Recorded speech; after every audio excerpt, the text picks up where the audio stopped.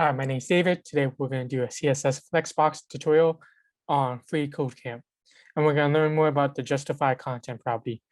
We're going to use this property to change this Twitter replica.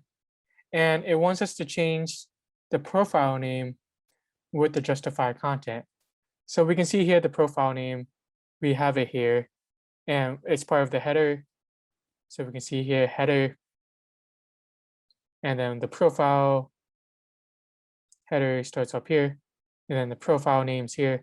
So we see it's under these two tags, which is this, and we can see that it's display flex and it's a column, so it's one on top of each other.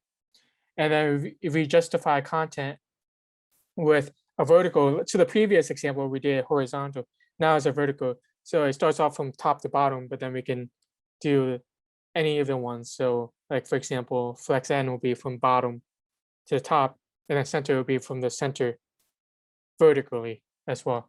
So for this exercise, we can set any value we want. So we can just do the center. So we can center this vertically. And yeah, so when you code your own websites, a lot of times you want to center things vertically and horizontally. So this is pretty important to know. So we do justify content, and we can do center.